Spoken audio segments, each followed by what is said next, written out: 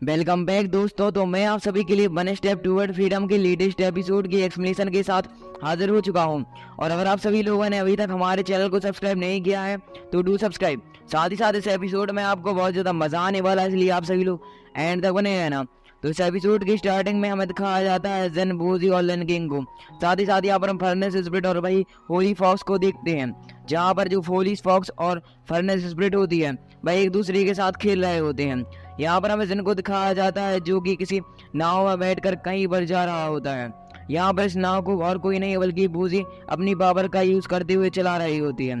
तभी हम देखते हैं लन किंग को, जो कि बूजी से कहने लगती है कि इस 2 दिन के सफर के बाद जिन काफी ज्यादा ही आलसी हो गया है, इसने 2 दिन से कोई भी काम नहीं किया है। इस बात को सुनकर बूजी इसके लिए मान जाती है। साथ ही यहाँ पर यह दोनों आपस में बात करने लगती हैं, जहाँ पर लन किंग जिन की तारीफ करते हुए कहने लगती है जिन सेंट लेवल के लास्ट स्टेज में पहुंच गया है। साथ ही जिन के पास निर्वाणा फायर भी है, जो कि बहुत ज्यादा कमाल की बात है।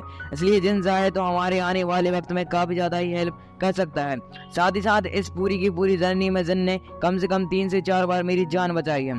यह सुनकर बूजी इसके लिए हाँ में जवाब देती है और कहने लगती है कि आने वाले वक्त में जो भी हमसे बन पड़ेगा हम जिन के लिए करने के लिए तैयार हैं।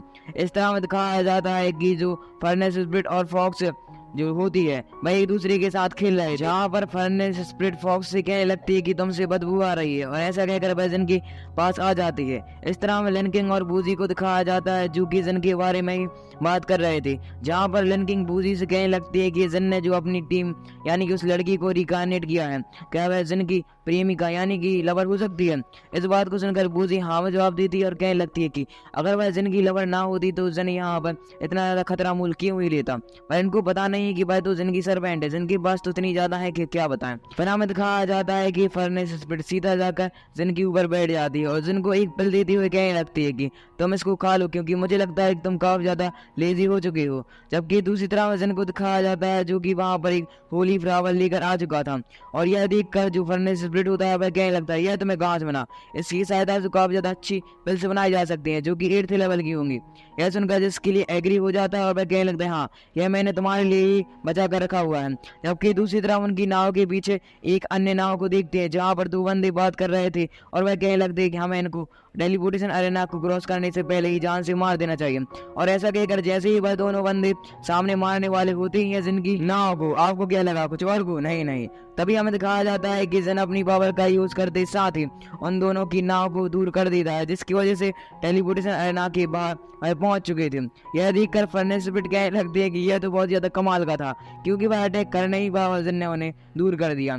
फिर हमें दिखाया जाता है बूजी, जिन, लन किंग जो कि टेलीपोर्टेशन अरेना की सहायता से एक जगह पर पहुंच जाते हैं, जहाँ का माहौल काफी ज्यादा खूबसूरत था। साथ ही यहाँ पर अदर कॉन्टिनेंट के अलग अलग लोग भी आए हुए थे।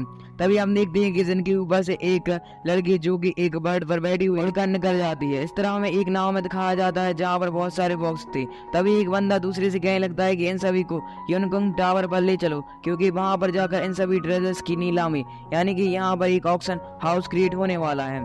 तभी हम दिखाया जाता है जिन, लन किंग और बूजी को जो कि स्थान पर आकर उतर जाते हैं अपनी नाव से। तब हमें दिखाया जाता है कि बूजी, लन किंग सभी के सभी आपस में बात कर रहे होते हैं कि तभी जो लन किंग होती है वह जिन से कहने लगती है कि क्या तुम ऑक्शन हाउस में जाना चाहोगे जो कि यूनिकॉर्न टावर पर लगने वाला है। इस बात को सुनकर जिन हाँ में जवाब देता है और कहने लगता है हाँ मैं वहां पर क्यों ही नहीं जाऊंगा, क्योंकि मुझे ऑक्शन में तो और भी ज्यादा मजा आता है।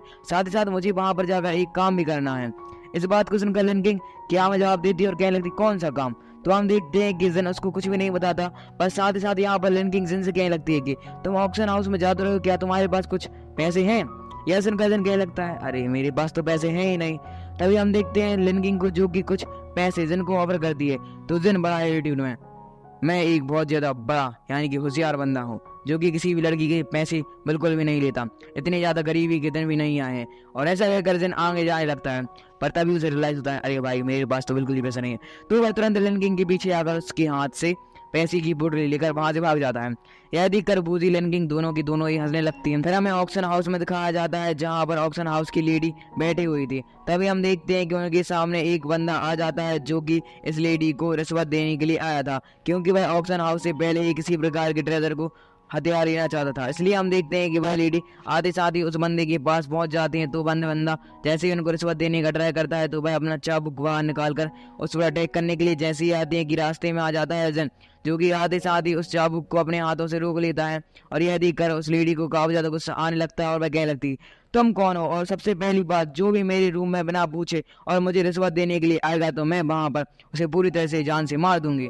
इस बात को सुनकर जिन कहने लगता है, अरे ये तो अपना सिर्फ काम निकलवाने के लिए आया था। तभी हम देखते हैं कि वह बंदा दुम दबाकर वहां से निकल जाता है, जबकि दूसरी तरफ उस लेडी और जन जो कि एक दूसरे की चाबुक के सहारे हाथ पकड़े हुए थे कि तभी जिन अपना निर्वाणा फायर का यूज करते साथ ही उस चाबुक को अपने पास ले लेता है। और यह देखकर उस लेडी को और ज्यादा गुस्सा आने लगता है, पर वह जैसे ही देखती है कि जिन का जो लेवल है वह तो सेंट लेवल के अपर स्टेज पर है, तो वह थोड़ा जिन पोलाइटली बात करते हुए कहने लगती है कि आप यहाँ पर क्या कर रहे हैं माँ महीन।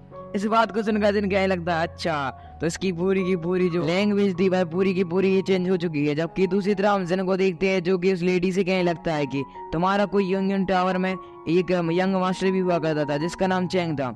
और चेंग का नाम सुनकर वह लेडी हैरान होती हुई जिनसे पूछने लगती है कि तुम उनके बारे में कैसे जानती हो।